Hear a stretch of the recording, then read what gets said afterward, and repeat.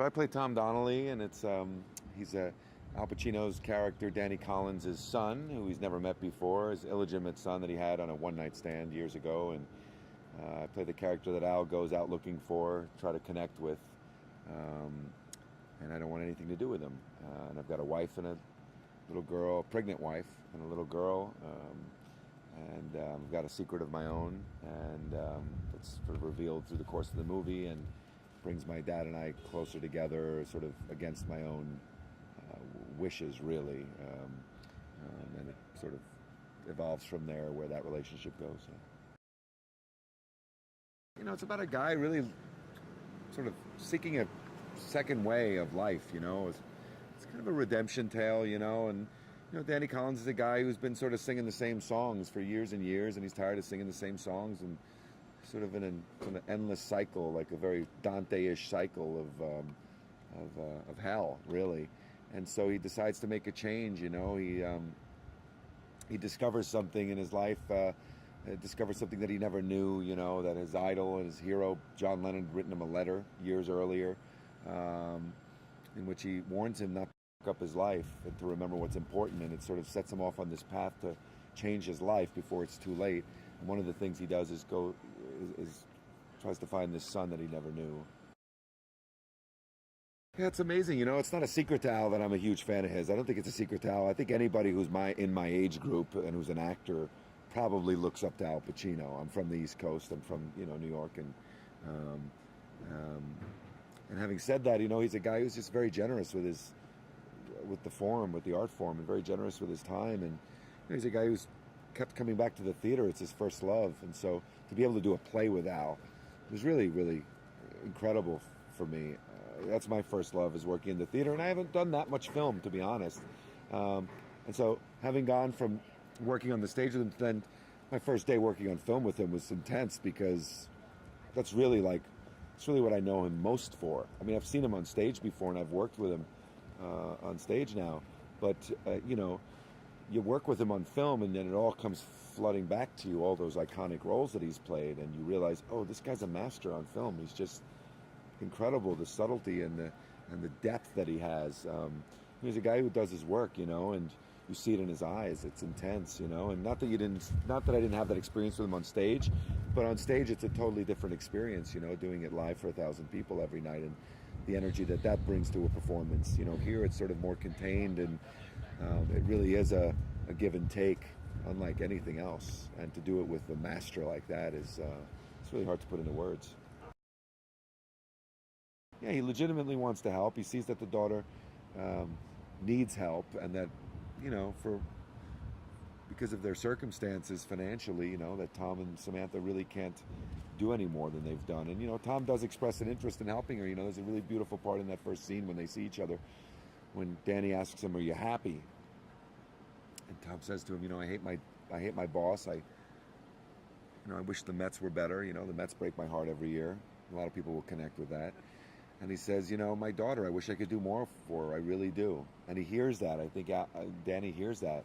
And he legitimately comes from a place of wanting to help. He makes a decision to connect with his family. And Tom just can't help himself. I don't think Tom really realizes how much he wants to connect with his father. I think that's something he learns that evolves in the film. I like the themes of I like the redemption theme in the movie. I liked the idea that the older I get, the more I realize that you do make mistakes in life, and there's nothing that says you can't go back and try your best, at least to, if not correct the mistakes, to try to do better and learn from those mistakes. And sometimes you do get an opportunity to reconnect with somebody who you've done wrong. And again, the older I get, the more that sort of rings as a true thing that actually happens in real life. Yeah, I really couldn't believe my luck that I got to be in this movie with this cast. I mean, for me, the most appealing thing, of course, was Al, and having just worked with him, it was, it's a fascinating thing to play a father and son relationship with somebody who you looked up to as much as I've looked up to Al. And then this cast started getting put together, and somebody like Christopher Plummer comes on board, and I've seen Christopher Plummer on stage every time he's come to New York for the last 20 years. the guy is an actor's actor. I mean, that just goes without saying. And then Jennifer Garner's is a really wonderful actress and you know, mother of three, and so she brings the quality that we most need, you know, as somebody who really loves her family and will fight to protect her family, and whose family means everything to her. She brings it very naturally. It doesn't feel like it's his first movie. You know, it's exciting when you get to work with somebody who's written their own script. I mean, I've been lucky in that I've gotten to work with a lot of writer directors, and that's always exciting. And you know, guys who've done it for the first time, usually with their own material, you're in pretty good hands with somebody because it's usually something that they're passionate about and something they've been trying to get made for a long time.